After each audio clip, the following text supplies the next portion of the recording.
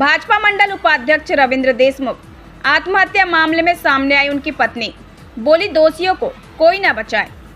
बैतूल सारणी विगत दिनों बगडोना निवासी भाजपा मंडल उपाध्यक्ष रविंद्र देशमुख ने अपने ही घर के बेडरूम में कनपट्टी पर गोली मारकर आत्महत्या कर ली।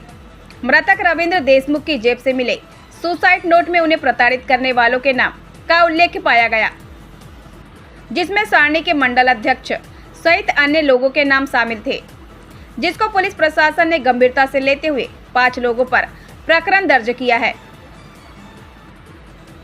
वहीं रविंद्र देशमुख की मौत के बाद उनकी पत्नी पहली बार मीडिया के सामने आई और उन्होंने साफ शब्दों में रविंद्र देशमुख आत्महत्या मामले में रविंद्र को प्रताड़ित करने वालों पर कार्रवाई की मांग करते हुए कहा कि उनके पति ने 2 माह पूर्व उनको बताया है कि किस तरह षड्यंत्र पूर्वक उनकी शिकायत दर्ज कराई गई और उनके पति रविंद्र को प्रताड़ित किया जा रहा था। रविंद्र की पत्नी किरण देशमुख ने कहा कि मेरा भाजपा नेताओं से निवेदन है कि दोषी भाजपा नेताओं को कोई न बचाए और उन पर कड़ी से कड़ी कार्रवाई की जाए। बैतूल जिला ब्यूरो चीफ संतोष प्रजापति की खास रिपोर्ट।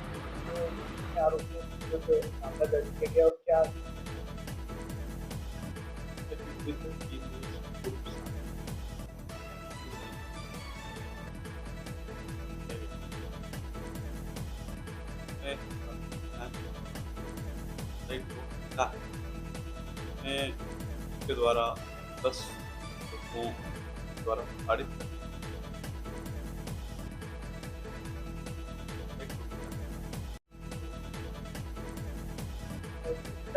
पता चला तो तक नहीं पैसे के लेने को लेकर स्टार्ट करने के बारे में विस्तार और उसको संज्ञान में लिया गया, तो भी विवेचना भी जारी है। मैम आपका नाम क्या है? मेरा नाम किरण रवि देशमुख है। मैम उस दिन जो घटनाक्रम हुआ था उसके बारे में बताइए आप, उस समय आप कहाँ थी? मैं मंदिर गई हुई थी, मेरी जिठानी और मैं, हम दोनों मंदिर गए हुए थे। रवि भाई परेशान चल रहे थे, उसके बारे में आपसे कभी उन्होंने कोई चर्चा करी थी? हाँ, 2 महीने पहले हुई थी। नसीम और उसकी वाइफ ने इनके खिलाफ चौकी में केस डाला था, अनिल खौसे का और इनके खिलाफ सुसाइड नोट लिख के वो भाग गया था और फिर 2-4 दिन बाद वो खुद ही वापस आ गया। ये षड्यंत्र था उसकी वाइफ और उसका मेरे पति के खिलाफ। अभी ये जो नोट्स जारी हुए जिसमें कुछ लोगों के, अच्छे लोगों के नाम हैं, क्या आपको लगता है कि इन लोगों की वजह से प्रताड़ित हुए होंगे? हाँ, मुझे लगता है कि इन सब षड्यंत्र का राजा रंजीत सिंह है और प्रकाश सिंगर है, क्योंकि मेरे पति ने सुसाइड नोट में इनका नाम भी लिखा है और उस टाइम मेरे पति ने आवेदन भी दिया था नसीम के खिलाफ। कहाँ पे आवेदन दिया? टीआई सर के पास दिया था और टीआई सर के ऑफिस में इनकी मीटिंग भी हुई थी। नसीम, उसका भाई और मेरे पति गए थे और इनकी रात में 10 बजे तक की मीटिंग हुई थी वहाँ टीआई सर के ऑफिस में।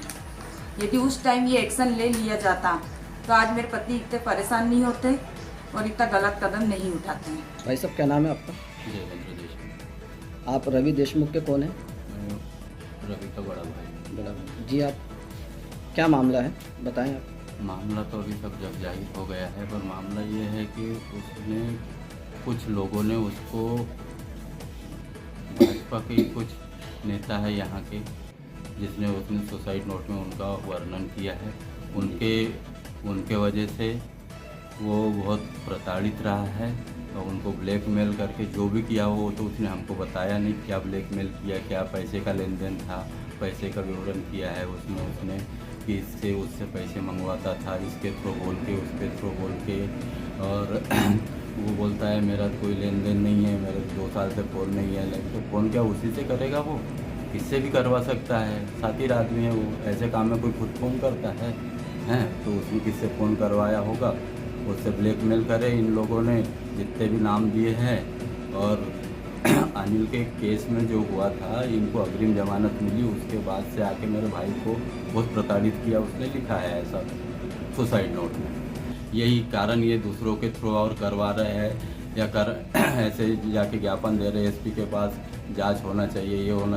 अरे करो जांच, वो आदमी तो चला गए, किसकी जांच करोगे? या करना है करो, क्यों परिवार को ऐसा ये सब करके डरा रहे हो आप लोग? सुसाइड नोट में जितने नाम आए थे, क्या उनकी अभी तक गिरफ्तारी हुई है या नहीं हुई? नहीं हुई, अभी तक कोई गिरफ्तारी नहीं हुई। आप प्रशासन से क्या मांग करते हैं? प्रशासन से यही मांग है, जो उसने सुसाइड नोट में लिखा है, हम कुछ नहीं चाहते। सुसाइड नोट में उसने जो लिखा है, जितने लोग हैं उनके प्रति उनके ऊपर कार्रवाई होना चाहिए। और जो पैसा उसने लिखा है कि जो मैंने पैसा उनको दिया वो मेरे परिवार को वापस लौटाया जाए और उनको सजा। बस।